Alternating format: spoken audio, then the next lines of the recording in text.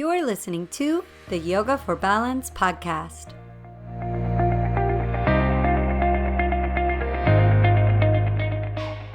I'm your host, Heather Jurdy, a San Diego-based 500-hour yoga teacher that specializes in Vinyasa and Tantra yoga.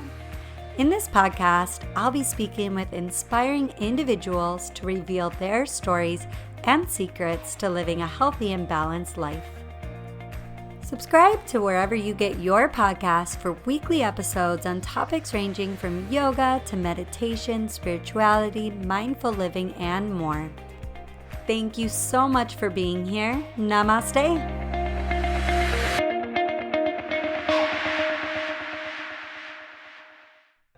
I am so excited to introduce the first episode of the Yoga for Balance podcast. This week I speak with Kathryn McCann of Hang Zen Yogis. Stay tuned to learn how Kathryn's own practice and teaching has transformed through the years, for tips on aspiring yoga teachers and students, and to learn how she's currently helping corporate America relieve stress, find relief, and feel better in their bodies. Let's start with when you began practicing yoga and what was your why to begin practicing? Sure, absolutely. My journey with yoga started out with Bikram yoga, which is really interesting because that's not something I endorse at this point in my life, although it played a vital role in me being introduced to yoga. So as you know, with Bikram, it's the same 26 postures. It's a set sequence, 90 minutes long. And I think a lot of people start that way just because that's something that's readily available to everyone in the United States. And there's kind of a Bikram yoga studio in every city. So at the time, that was something that was available to me when I was living in Hawaii. And I was really, really intrigued. The heat was a little hard to handle. It's a 105-degree room. You're in the room for 90 minutes, so it's a bit like a torture chamber. But, you know, I was pretty fascinated with the physical benefits of the practice. And also I started feeling differently mentally and emotionally. And that led to me exploring other facets of yoga. So I like that I started with Bikram, although at this point in my life that doesn't speak to me anymore. It tends to be a more, how do I put it, jarring style of yoga, or a little bit forceful, and my style has completely evolved and changed since then. But I think it was a good foundation just for me to learn, 26 postures, learn the names and learn the Sanskrit names, and just have a beginner foundation of what yoga is all about. Since then, it's evolved into Vinyasa, which is a more athletic endurance style of yoga. And that was interesting to me because that links breath to movement, and being a ballet dancer and a contemporary dancer, that really spoke to me because it was much like a choreographed ballet, which is my background and what I've known all my life. So there was a lot of familiarity there. And then, and then I just fell in love with yoga altogether, even if that just means meditating for an hour and sitting still and finding the breath and finding clarity and peacefulness. So I feel like the why to yoga for me started off more along the physical realms and learning the postures, and it's definitely evolved since then. And now it's, more of the meditative quality of the practice and learning more about myself and then sharing that with my students. Beautiful. And so someone starting out with yoga, like you, maybe they would come to the practice for the physical benefits. To me, I don't think there's one right way to begin your yoga practice. We all have our reasons, our why. But I think it can be an intimidating practice and community to enter to some people if they've never practiced. What would you say to someone just starting out in yoga?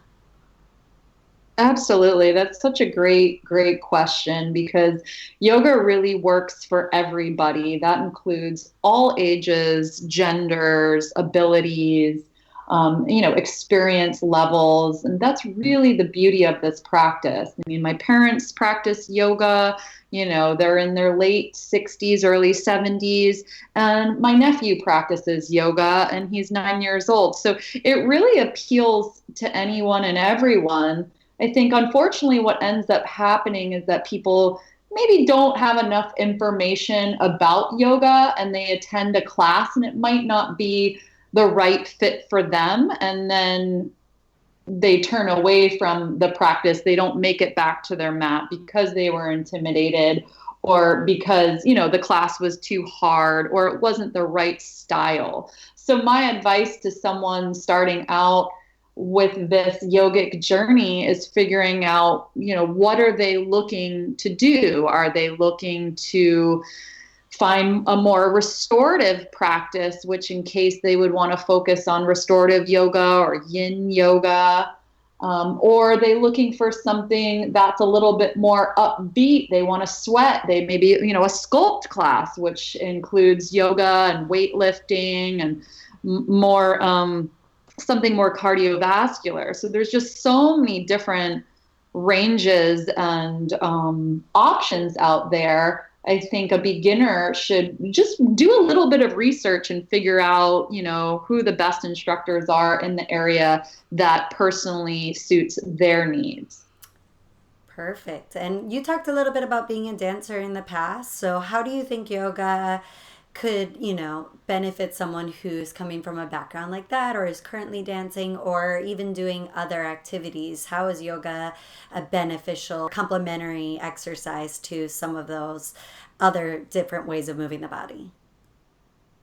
Yeah, I mean, it was a really smooth transition from being a dancer. I studied dance at the age of 6 and stopped when I was 30. So it really was something that defined me. And I knew I didn't want to leave it all together, but I wanted to find something a little bit more therapeutic and forgiving on the body. So when you study ballet, um, God forbid you study ballet, it's not the most, how do I put this, forgiving art form. It's tends to be very strenuous and forceful and obedient, which is great. There's a lot of discipline that goes hand in hand with being a dancer, but yoga is really a personal journey towards self. So it's a lot more safe, and I really enjoy the alignment in terms of having the feet parallel. If there is something that requires turnout, it's not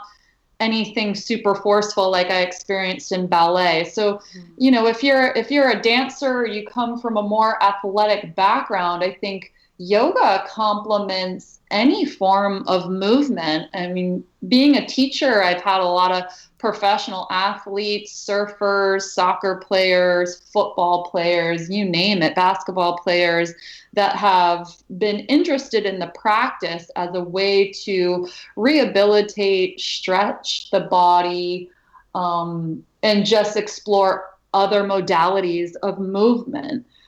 So I think a lot of dancers do tend to gravitate towards the practice like I did, and I think they find it to be very calming and relaxing, and it looks very familiar to ballet. I'd love to talk to you a little bit about what you're doing today with Hang Zen Yogis. What brought you down that path? And can you tell us a little more about the art of teaching private corporate yoga classes?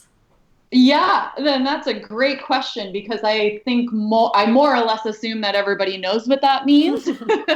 And that's really not the case. So what Hang Zen Yogis does is that we provide customized yoga classes for large corporations, where people are sitting behind desks all day, anywhere from 8 to 12 hours, which can be pretty taxing on the body. You're rounding through the shoulders, you're rounding through the spine. The wrists can experience carpal tunnel just from typing all day. There's a lot of negative aspects to being sedentary in a seated position in front of a computer all day. So our company gets those people away from the desk for about 45 minutes to an hour. It's something that the company provides to the employees as a free service. It's a free benefit to anybody that works at the company. And they get to explore movement and breath and meditation, whether that's in the middle of the workday or at the end of the workday. And the results have been astronomically amazing for everyone, for the employees, for the employer, for us teachers. It's really a win-win combination. So I get really excited talking about Hang Zen Yogis and what we founded, because we really affect a lot of people in corporate America, and it's a recipe for success. It's working. So we're looking forward to bringing it to more and more corporations throughout the United States and growing outside of San Diego, because it's working here in San Diego. Very exciting. Yeah, I think what's so wonderful about it is that it's right there where employees are going to work. They don't have to go far to get the benefit. Whereas if, you're an employer that's trying to tag on a gym membership and it's nearby, but it's still, that's out of the way for the employee. They have to sit through traffic to get there first. The beauty of this is, it's right there. So I think it's just so wonderful to bring it right where they're already spending their time and make it so fast and easy for them to go and soak up the benefits, health and wellness of yoga and meditation. You hit the nail on the head. It's really a convenience factor. I mean, some of these studios within these corporations are just feet away from their cubicles. So it's just a matter of changing their clothes, heading over to class, taking the class, and then going right back to their desk. So that makes it really accessible. And do these companies need to have a specific space? We were kind of chatting about this earlier. Do they need to have a space set aside, or what kind of scenarios have you been able to work in to be able to provide the service just starting out at a company?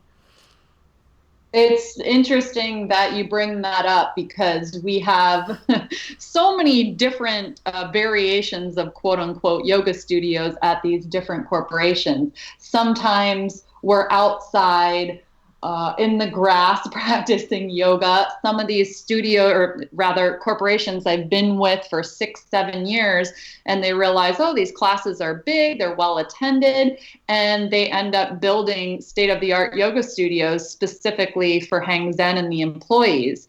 So, sometimes we're in oversized hallways, sometimes we're practicing yoga amongst cubicles when people are on calls and, in conference meetings and whatnot. So it's really kind of a makeshift model, but we do what we can and we make it work. And it's more or less wherever you can place a yoga mat, that's all you need.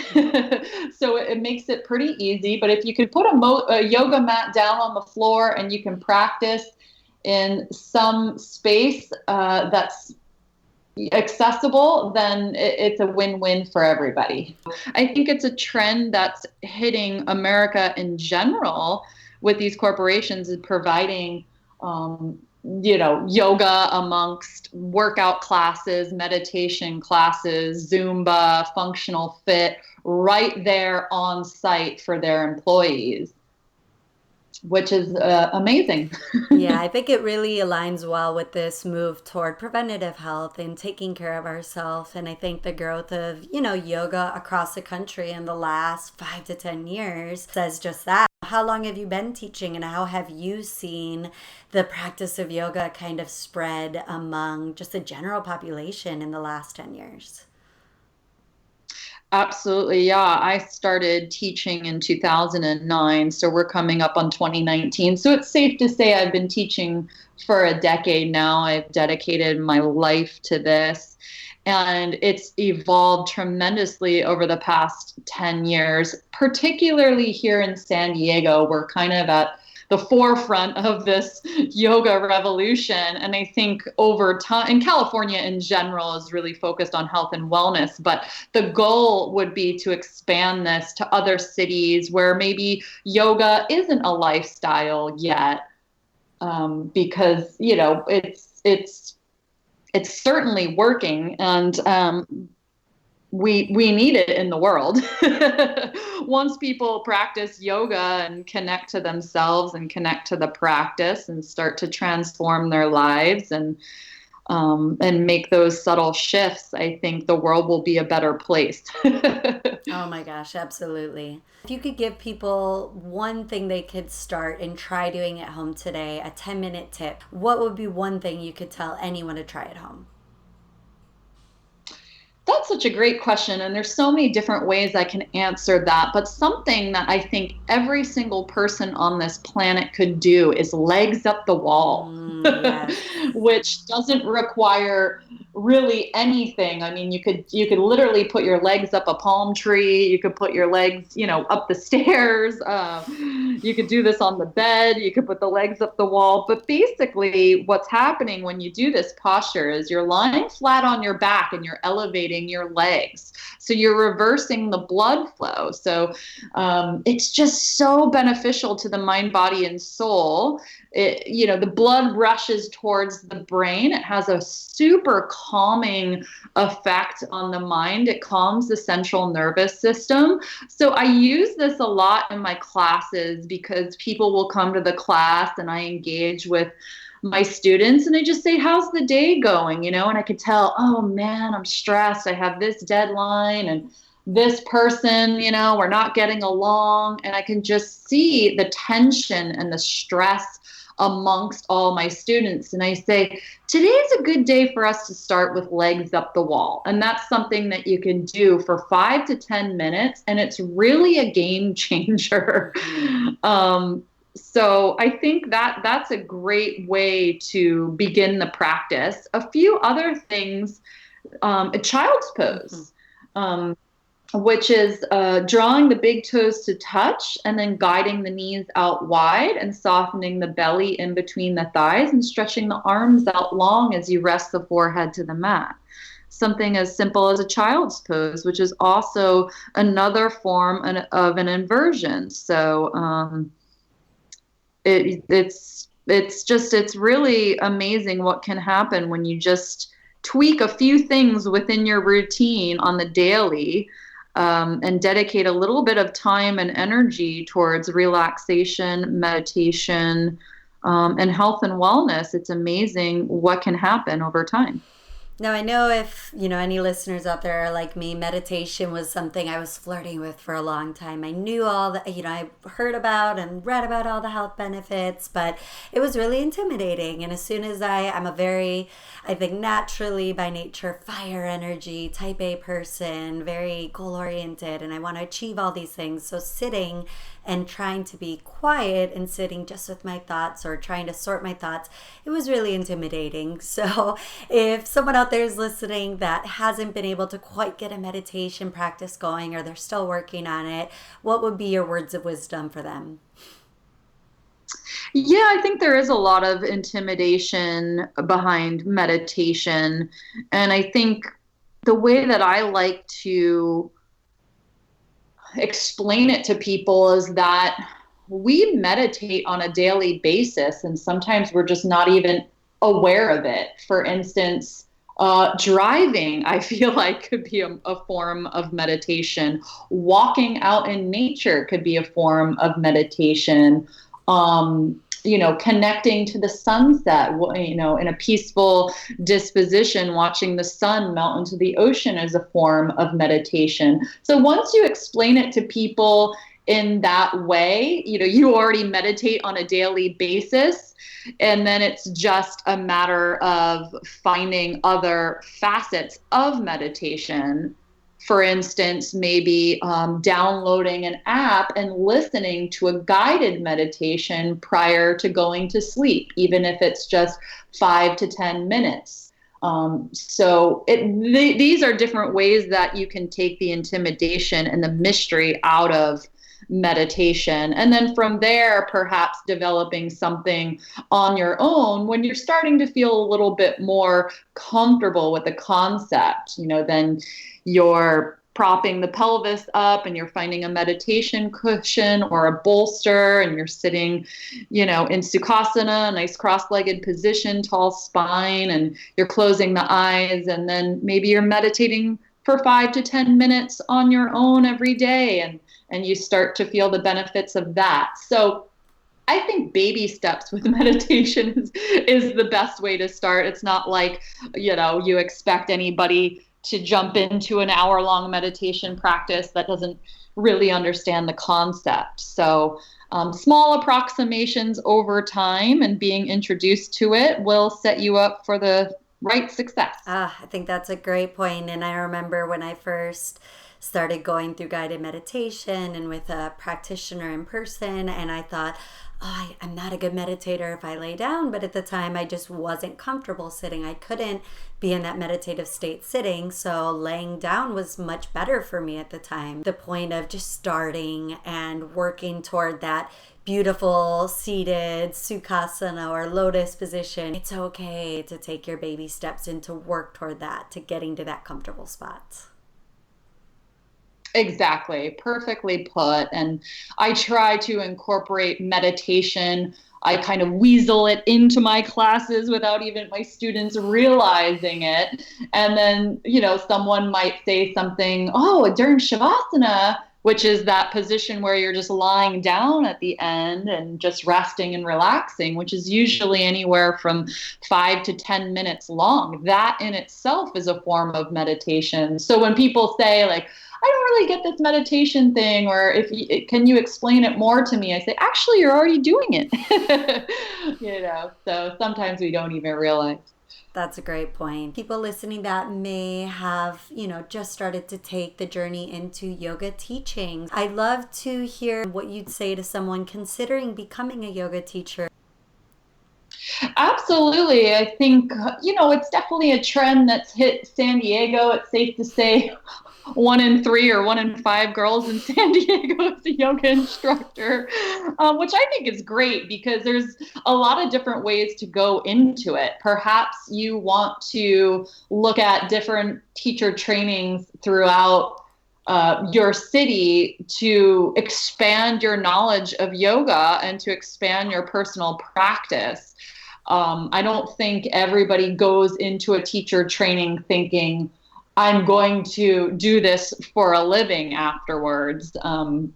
So I think when you're exploring different programs, it's important to do a little research. Who are the instructors? What are their qualifications? Because there's so many different genres of teacher trainings, just like there's so many different genres of yoga classes.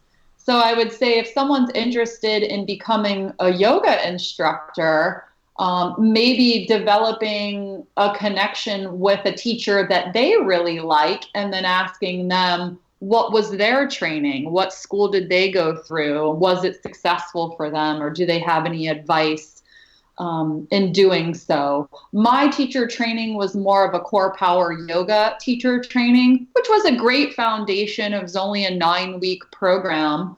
And I liked it. I enjoyed it. But I think in retrospect, I probably would have done it a little differently, because now that I founded Hang Zen and I work specifically with people in corporate America, a core power model or outline of a class isn't the best recipe for success. But at the time, I didn't really know that. So it was a great foundation. And then, I got other qualifications. I studied with YogaWorks, which I highly recommend. So I think it's just a matter of figuring out what the goal is and then moving forward from there. What would be your advice to someone just coming out of a yoga teacher training that does want to teach either part-time or full-time? Oh, yeah, no, great Mm-hmm. question. And I know because I was in this Mm-hmm. boat. I finished my teacher training after 9 weeks and I totally fell in love with it and knew right off the bat that I did want to be a yoga instructor. I wanted to leave the dance world and go into this full time. And what I started doing, we're lucky here in San Diego that you can really practice outside in a lot of these different public parks. And so I started just rallying my friends and saying, hey, I need the experience. I need the practice with teaching and the cueing. Would you be open every Tuesday, from 5 to 6, watching the sunset in La Jolla, practicing some yoga? Who's going to say no to that? So, Twist my and it arm. was kind of for a donation. I was accepting donations, but I was also fine with just showing up and